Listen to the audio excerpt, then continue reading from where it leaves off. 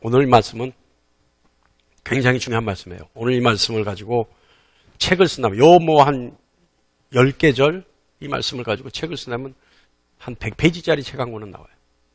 단어 하나하나가 다 의미 있는 말씀들이기 때문에 아주 의미 있고 풀어서 쓴다면 상당한 신학적 의미들을 부여할 수 있는 말씀입니다. 오늘은 한 11절부터 16절까지 말씀 정도의 말씀을 가지고 저와 여러분이 하나님이 우리에게 주신 메시지가 무엇인지 함께 나눠보겠습니다. 이 일은, 오늘 이 기사의 일은 안디옥 교회에서 있었던 일이에요. 근데 안디옥 교회에서 있었던 일인데, 안디옥 교회에서 있었던 이 일을 좀 더 자세히 우리가 명확하게 알려면 안디옥 교회는 어떤 교회인지에 대해서 우리가 그 배경을 알 필요가 있습니다. 자, 먼저 안디옥 교회가 있었던 안디옥이라는 곳은요, 그리스도인들의 선교 요충지예요. 선교 중심지라 할 수 있어요. 이것은요, 로마 제국의 세 번째로 큰 도시입니다. 세 번째로 큰 도시라는 건 전략적, 행정적, 정치적인 어떤 중요한 도시라는 거죠. 안디옥은 굉장히 번창한 도시였어요. 이것이 얼마나 아름다운 도시였냐면, 이 안디옥을 부르는 별칭이 있었는데, 동방의 찬란한 왕관, 이름 멋지죠? 동방의 여왕이라고 불렀어요. 그런 별칭을 가질 정도로 안디옥은 굉장히 화려하고 아름다운 도시였습니다. 이 안디옥의 인구가요, 한 50만이었대요. 이거 50만이라고 하면 지금도 50만은 큰 도시예요. 그죠? 근데 이때 당시에 50만이면 얼마나 큰 도시겠습니까? 그런 안디옥이에요. 자, 또 이것 조금 전에 얘기했듯이 동방 지역의 행정적인 중심지였기 때문에 상업적으로도 굉장히 번창했던 도시예요.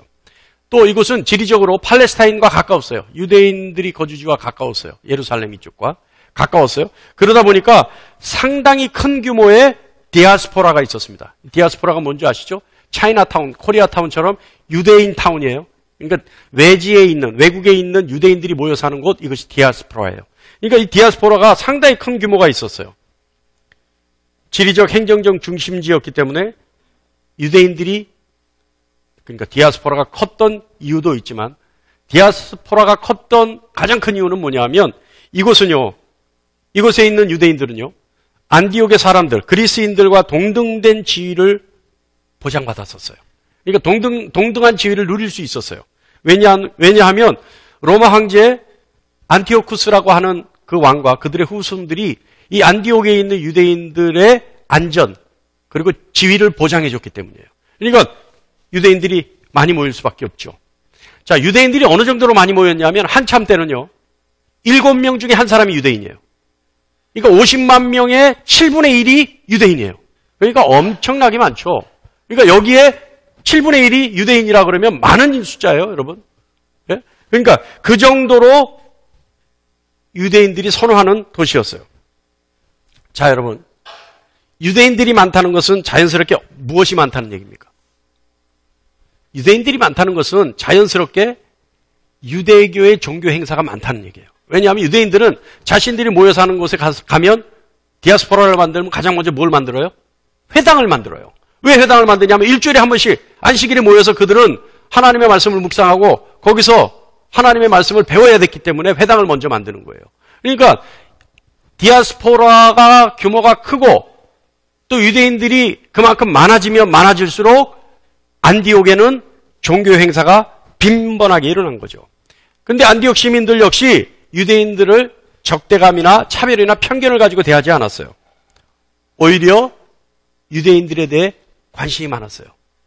왜 그럴까요?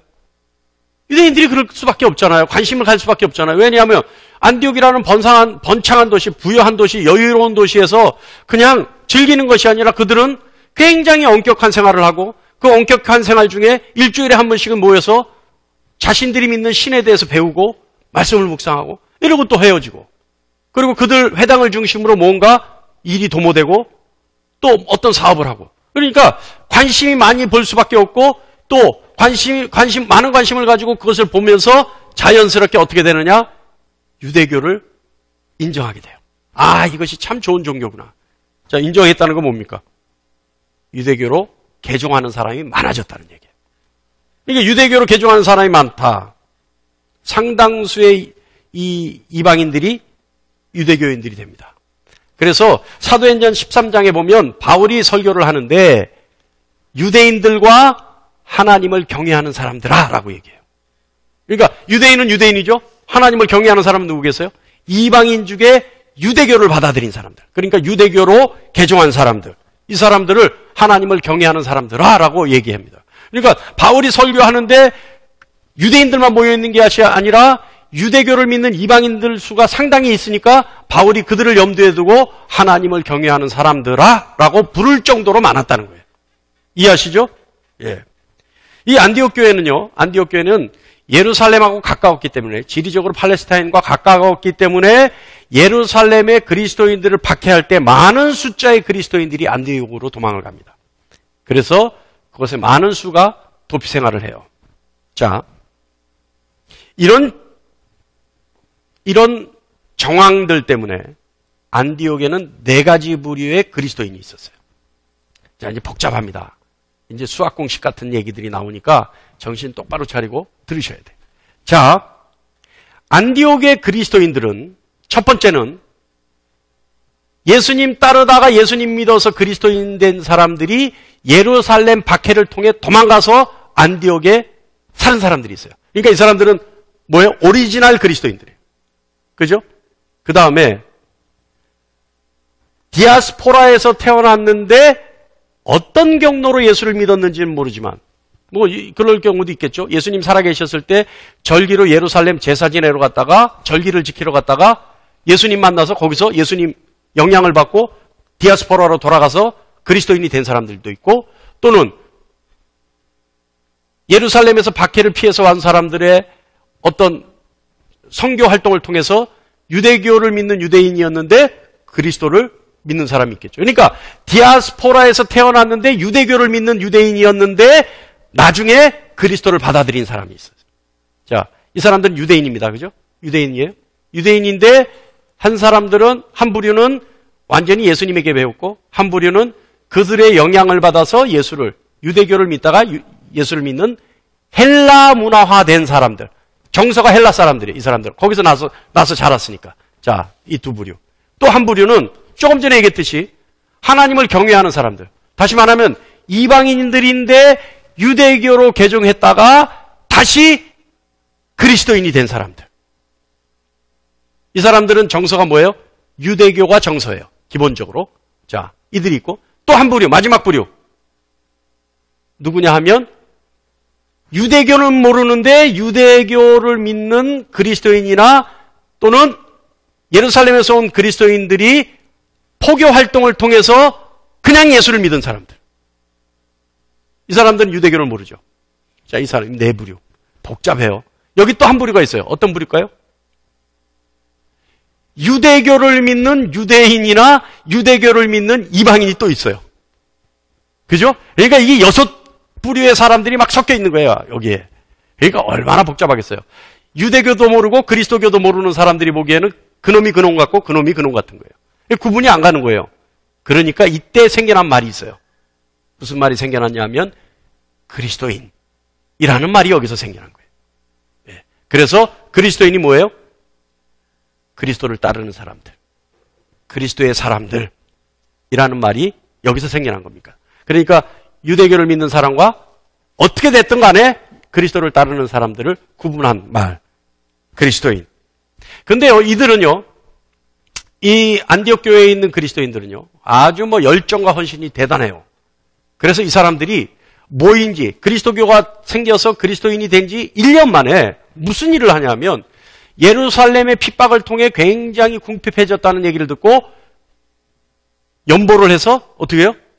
구제 현금을 보낼 정도예요. 1년 만에 선교를 돕고 1년 만에 구제를 할 정도로 굉장히 열정적으로 헌신을 하는 교회가 됩니다. 그러니까 굉장한 교회죠. 자, 오늘 말씀의 배경은 이런 배경이 있다는 것을 여러분 머릿속에 두고 이 말씀을 봐야 돼요. 그래야 조금 이해가 가요. 자, 그런 안디옥 교회에서 바울이 화가 났어요. 11절 보면 화가 많이 났어요. 그래서 바울이 베드로를 게바라고 얘기합니다. 게바. 이 베드로는요, 반석이죠. 뭐, 이 원어를 가지고 얘기할 필요는 없습니다만은, 게바는 돌멩이란 뜻이에요. 그러니까, 베드로가 반석인데, 반석이라고 안 부르고, 그 돌멩이가 이렇게 부르는 거예요. 바울이 지금.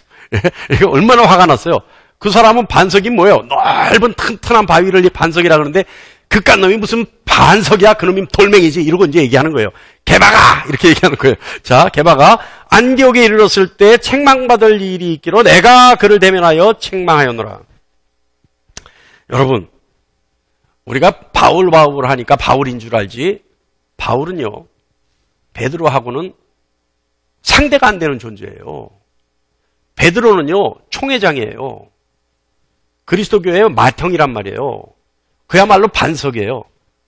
바울은 뭐예요? 여기에 비하면? 그냥 일개 선교사예요.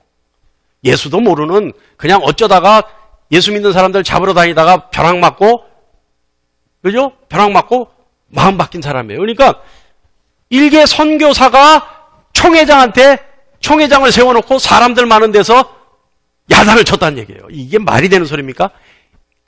그러면 베드로는 이 야단을 맞고 꼼짝 못했어요.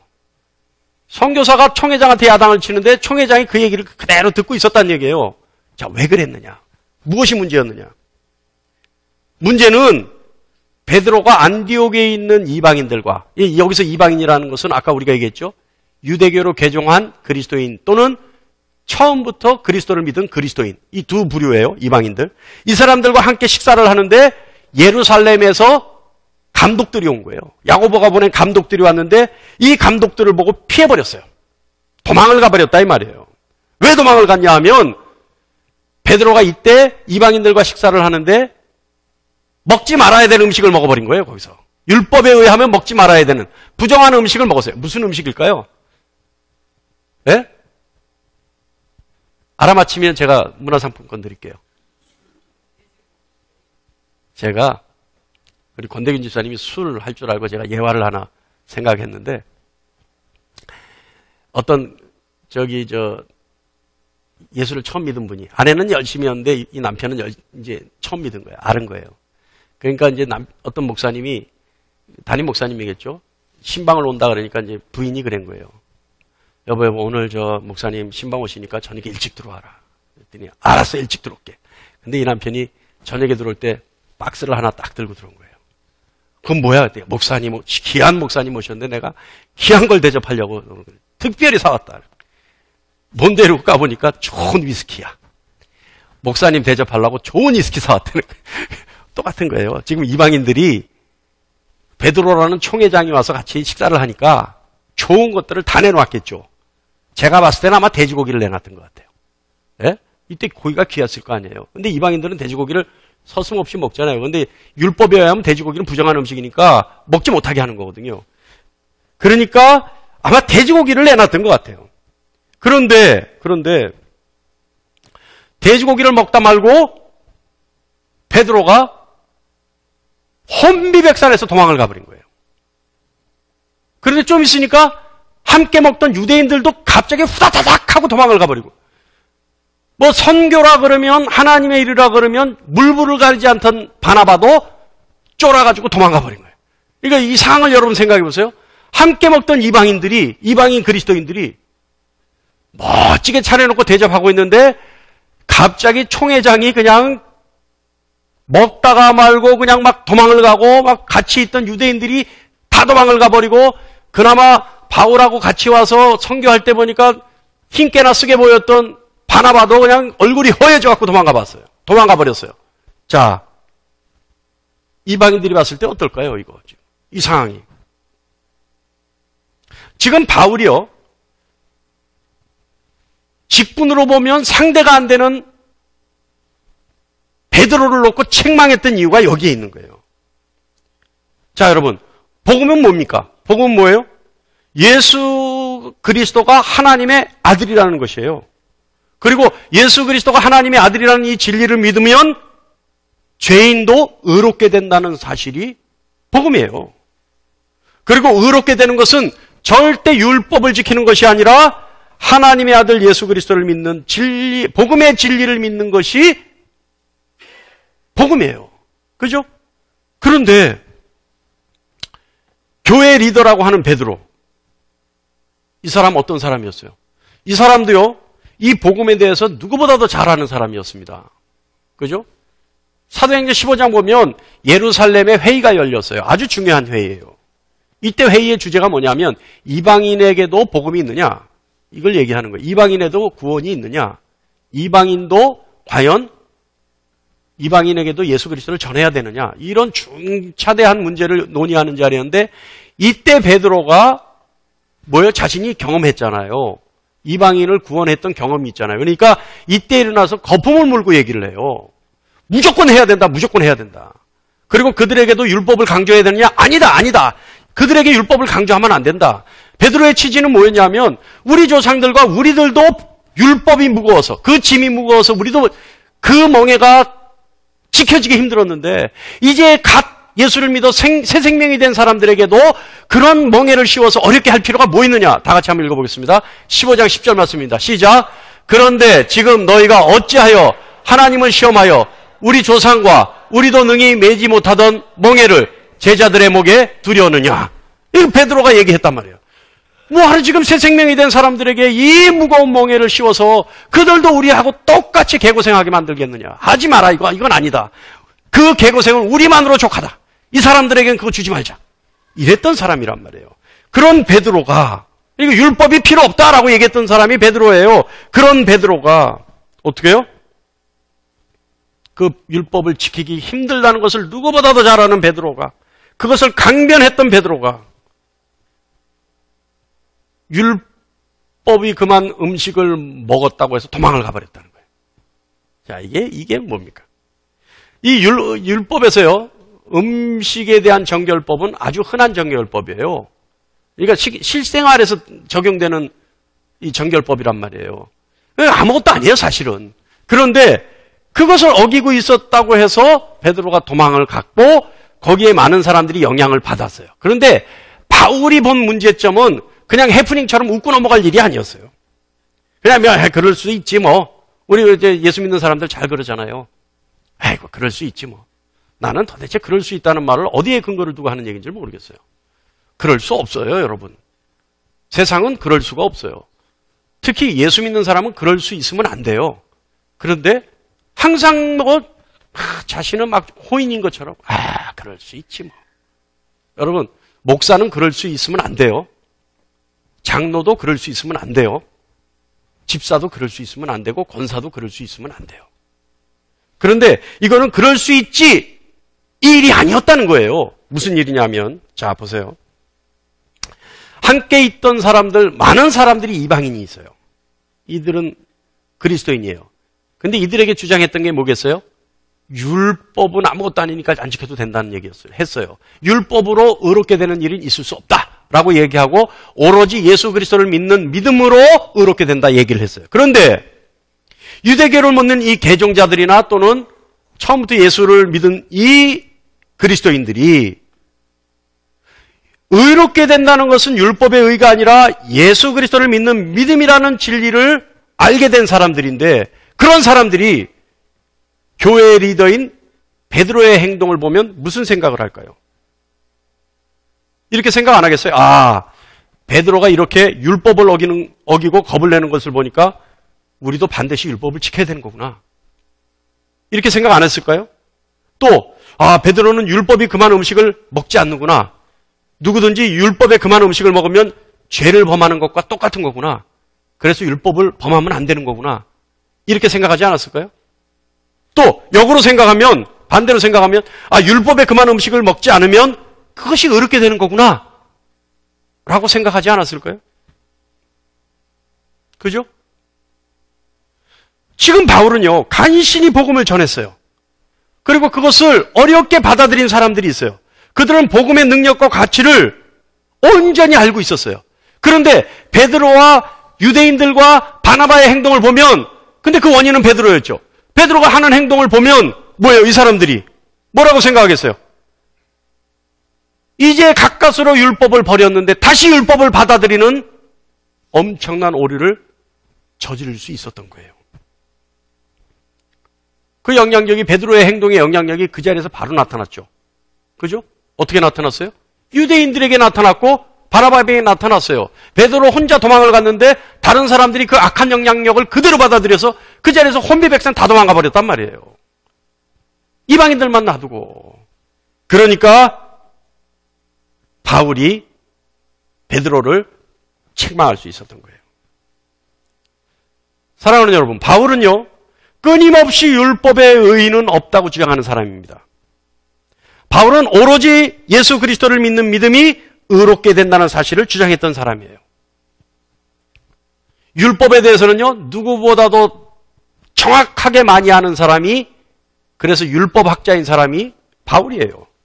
그럼 바울이 율법에는 의의가 없다고 주장하는 겁니다. 다시 말하면 죄인이 의롭게 되는 것은 율법의 공로가 아니라는 거예요. 또 율법을 지키려는 인간의 공로도 필요치 않다는 겁니다. 죄인이 의롭게 되는 것은 오로지 예수 그리스도를 믿는 믿음만이 죄인을 의롭게 할 수 있다는 겁니다. 자, 이 사실 때문에 바울은 복음의 진리를 바르게 행하지 않은 베드로를 보고 많은 사람들 앞에서 베드로를 책망했던 거예요. 자, 이제 이해하시죠? 왜 그렇게 화를 냈는지 이해하시죠? 상대가 안 되는 직분에 차가 있는데도 책망을 했다는 거예요. 많은 사람들 앞에서. 일부러 많은 사람들 앞에 했겠죠. 그죠? 그러니까 많은 사람들 앞에 그 사람의 잘못을 지적을 해야 이 사람들이, 듣는 사람들이, 이게 아까 했던 베드로 행동이 잘못된 거구나. 그러면 그렇지. 그건 아무것도 아니지. 이렇게 할 거 아니에요. 그러니까 일부러 지금 바울이 이 사람 영리한 사람이에요. 그러니까 우리 같으면 어떻게 해요? 누구 권면할 때 누구를 권면하려고 하면 혹시 시험 들까봐 또는 다른 사람이 뭐랄까 조용하게 은밀하게 얘기하잖아요. 그죠? 근데 바울은 그렇지 않았다는 거예요. 듣는 데서 잘못한 것은 잘못했다 지적을 해줘야, 요새 시쳇말로 지적질을 해야 본인도 쪽팔려서 더 이상 그 짓 안 하고 주변에 보는 사람들도 저거 잘못된 거구나. 한 방에 일거양득, 그죠? 예? 도랑치고 가지 잡고 하여간 이런 일을 바울이 했다 이겁니다. 자, 여러분, 교회의 가르침은요, 예수 그리스도를 믿는 믿음 하나면 족합니다. 교회의 가르침은 이거 하나면 끝나는 거예요. 다시 말하면 예수님이 나의 구주시며 예수님이 나의 주인이시며 예수님은 나의 모든 것입니다라는 고백을 믿음으로 할 수 있게 가르치면 교회의 사명은 끝이에요. 교회의 사명은 그것에 있어요. 그런데 왜 교회가 세상 사는 방법을 연구하고 가르치는지 저는 모르겠어요. 요즘 교회 가르침을 보면요, 여러분, 요즘 교회 가르침을 보면 그리스도인으로서 세상을 이렇게 살아라 라고 얘기해요. 그리스도인으로서 세상을 모범으로 살아야 된다라고 가르쳐요. 그리고 그리스도인들은 다 청렴하고 세상에서 소유할 것이 없게 살아야 된다라고 가르쳐요. 그리고 근데 여러분, 그리스도인이 언제부터 가난했어요? 가난해야지만 그리스도인이에요? 자, 그리고요, 또 이렇게 가르쳐요. 그리스도인이라면 세상 사람들이 인정할 정도로 착하게 살아야 된다. 이렇게 가르쳐요. 그리스도인이라면 세상 사람들이 인정할 수 있게 선하게 살아야 된다. 라고 가르쳐요. 그리고 그리스도인들에게 그리스도인은 그런 삶을 살기 위해 노력해야 된다. 라고 가르쳐요. 그런데 희한하게도 착하게 살아라, 선하게 살아라, 청렴하게 살아라, 모범적으로 살아라, 그것이 그리스도인의 삶이고 그렇게 살기를 노력해야 된다라고 하는 가르침에 성도들은 아멘해요. 이것도 희한한 일이에요. 여러분, 우스갯소리 같은데요, 모범으로 살고 가진 것 없이 살고 그리고 착하게 살고 선하게 산다면 그리스도인의 삶인가요? 저는 그렇게 안 봐요. 그 삶은 존재감 없는 삶이죠. 요즘 시쳇말로 찌질한 삶이 그 삶 아닙니까? 자, 여러분. 도대체 무엇보다도요, 이런 삶을 살라고 제시하는 기준은 어디에 있냐는 거예요. 자, 여러분. 모범으로 살아라. 기준은 어디 있어요? 무엇이 모범이에요? 어떻게 사는 것이 모범이에요? 일찍 들어오라면 일찍 들어오고, 여보 오늘 설거지 좀 하지. 그러면 응 알았어. 설거지하면 모범입니까? 오늘은 회사 가지 말고 애 좀 봐. 그러면 그것이 모범적인 삶입니까?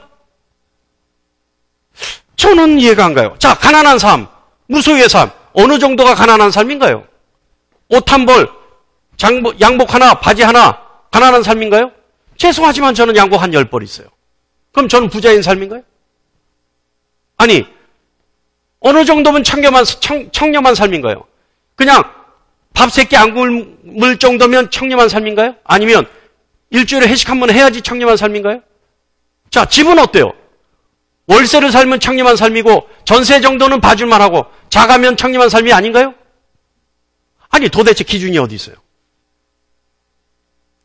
자, 여러분, 착하고 선한 삶. 어느 것이 착하고 선한 삶입니까? 자, 이쪽 뺨 때리면 이쪽 뺨 대주면 착하고 선한 삶입니까? 겉옷을 달라면 속옷까지 벗어주면 착하고 선한 삶인가요?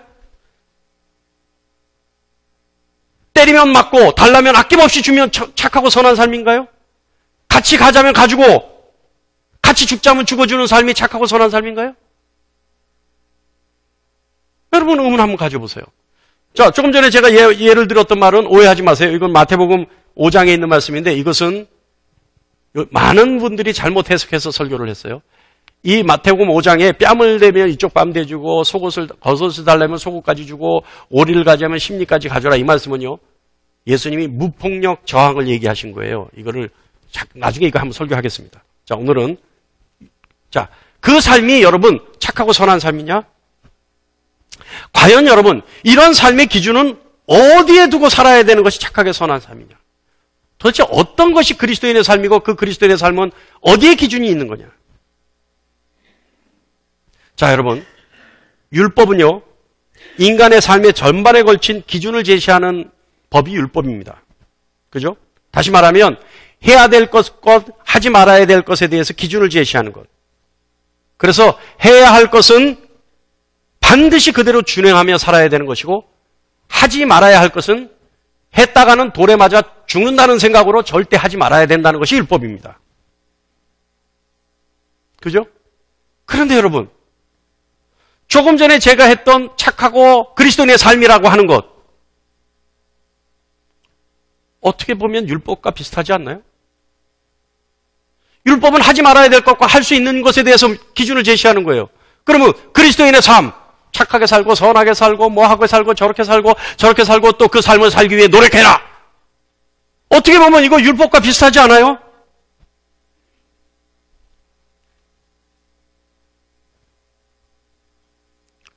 그리스도인의 삶을 살기 위해 그리스도인은 노력해야 됩니까?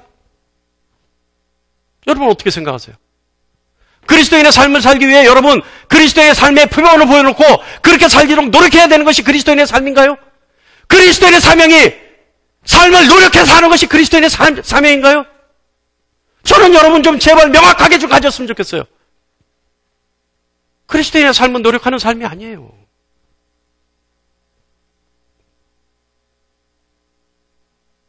바꿔 말하면요, 율법은 인간의 삶의 방법과 행위를 말하는 것입니다. 인간의 구원은 믿음에 있지 않고, 믿음에 있고 행위에 있지 않다라고 하는 것이 복음입니다. 교회가 그렇게 가르치잖아요. 그리고 교회가 행위를 강조하면 마치 이단인 것처럼 몸서리 쳐지게 저질스럽게 보는 그것이 교회 아닌가요? 그런데 왜 그런 교회가 그리스도인의 삶에 대해서 방법론을 설명할까요? 왜 그리스도인이 이렇게 살아라고 하는 방법론을 제시하는 설교들을 할까요? 왜 그리스도인은 이렇게 살아야지만 그리스도인이다, 이렇게 노력해야지만 된다라고 하는 행위를 강조하는지 도저히 이해할 수가 없어요. 아니, 삶을 살기 위해 노력하는 것 그거 행위 아닙니까? 뭐 더 이상 구체적으로 얘기하지 않겠습니다. 그러면 우리 목사님 그냥 우리 얘기만 하지 왜 남의 얘기를 합니까? 이럴까봐 또 남을 흉본다 그럴까봐 또 더 이상 얘기 안 하겠어요. 여러분, 어쨌든 그건 또 다른 모양의 율법 아닌가요? 저는 그래서요, 그렇게 가르치는 자들에게 저는 이렇게 얘기하고 싶어요. 야, 이 율법주의자들아. 바울이 지금 그걸 얘기하고 있는 거거든요. 야, 이 율법주의자들아. 여러분 어떻습니까? 세상은요, 여러분, 세상 사는 방법에 대해서 우리보다 더 잘 알아요. 세상을 착하게 살고 선하게 살고 청렴하게 사는 것, 세상의 지식으로도 족합니다. 세상의 지식만 갖고도 그걸 가르칠 수 있다는 얘기예요. 세상의 지식으로도 충분히 설명하고 가르칠 수 있는 것이 세상 사는 방법이에요. 오늘 컬럼에도 썼죠. 세상의 것을 교회 안에서 설명하고 가르칠 때 세상을 더 잘하는 세상이 교회를 공격한다. 여러분, 교회는요, 교회만이 가지고 있는, 그래서 세상이 모르는 것을 가르치는 것이 본질입니다. 교회는 그 본질만을 가르쳐야 되는 것이고, 그래야지만 세상으로부터 공격받지 않는 겁니다. 자, 그렇다면 여러분, 교회의 본질, 그리스도인의 삶은 어떻게 사는 걸까요? 가능하면 설교를 35분 안에 끝내려고 했는데 지난주 40분이 넘어가면서 부목사님한테 혼났어요. 근데 오늘도 40분이 넘어갈 것 같아요. 자, 이제 다 끝나갑니다. 자, 어떻게 하면 그리스도인의 삶을 사는 걸까요? 먼저 갈라디아서 3장 2절 말씀을 보겠습니다. 다 같이요. 시작. 내가 너희에게 다만 이것을 알려 하노니 너희가 성령을 받은 것이 율법의 행위로냐 혹은 듣고 믿음으로냐. 바울은요, 갈라디아서 3장 2절 말씀을 하면서 중요한 말을 해요. 뭘 하냐면 너희에게 다만 이것을 알려 하노니. 뭐예요? 다른 걸 알 필요 없다는 거예요. 너희에게서 다른 것 알고 싶지 않다는 겁니다. 내가 궁금한 것은 오로지 요거 하나라는 거예요. 너희가 다른 것 아무리 말해도 나는 그거 궁금해하지 않고 듣고 싶지 않다는 거예요. 뭘 알고 싶어요? 오로지 이것만 궁금하다는 거예요. 뭐예요? 너희가 뭐예요? 성령 받은 것이 율법의 행위냐 믿음이냐. 자, 머릿속에 집어넣어 놓으세요. 성령 받은 것이, 그럼 우린 답이 나와 있죠. 율법의 행위가 아니라 믿음이다. 성령 받은 것은 믿음이다. 자, 머릿속에 있고, 사도행전 19장 2절에 바울이 또 이렇게 얘기합니다. 뭐라고 얘기하냐면 너희가 믿을 때 성령을 받았느냐.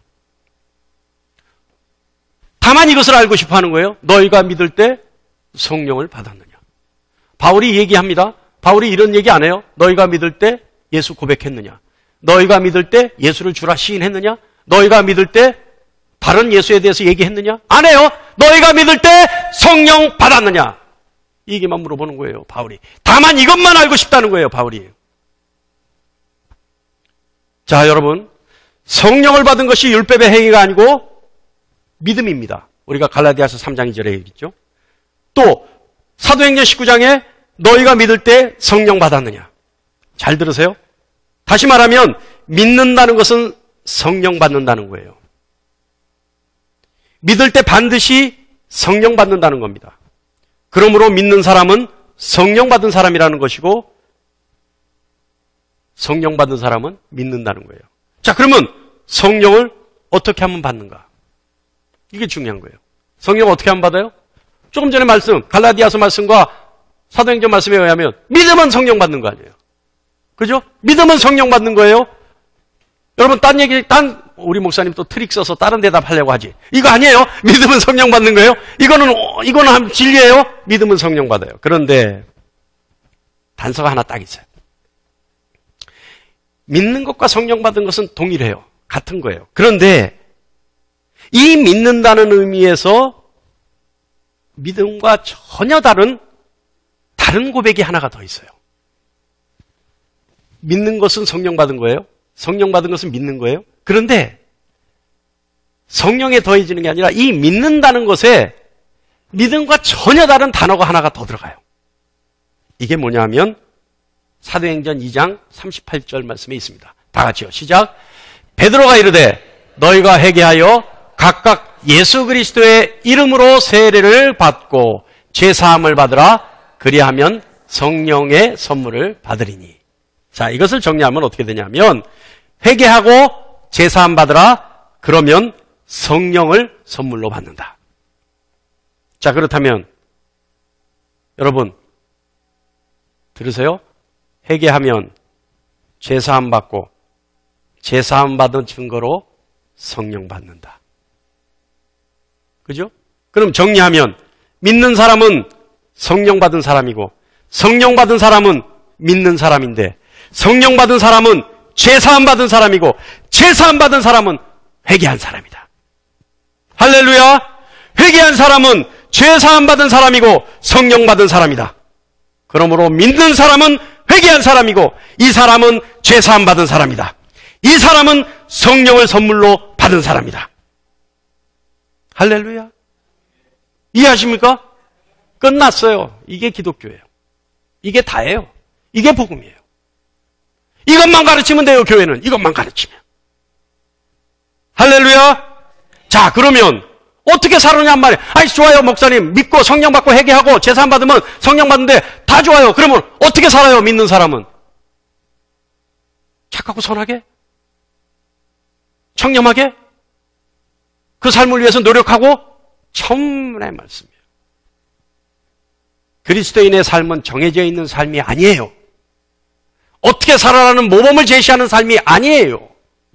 왜냐하면 요한복음 14장 26절에 정확하게 말씀합니다. 다 같이요. 시작.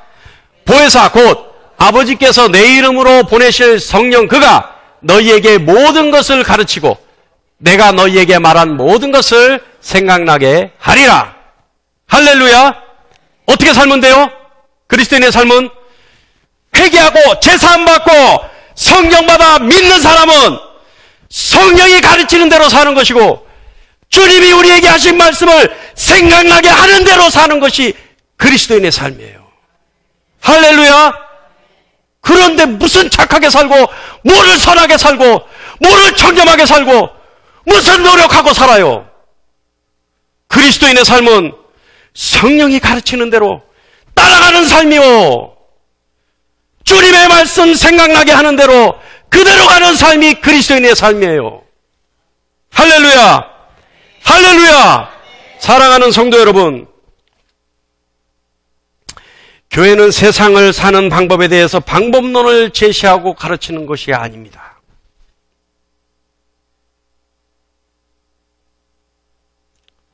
세상 사는 그리스도인의 모습을 가르치는 것이 아닙니다. 그것을 가르치면 정말 그럴듯하게 보일지는 모르지만 사실 그 교회는 이미 미혹됐다는 얘기입니다. 교회는 믿음을 가르치는 것입니다. 교회는 성령 하나님을 가르치는 것입니다. 교회는 하나님 섬기는 방법을 가르치는 것입니다. 교회는 예수를 따르는 방법을 가르치는 것입니다. 교회는 성령 받는 것을 가르치고 성령과 함께하는 것을 가르치는 것이 교회입니다.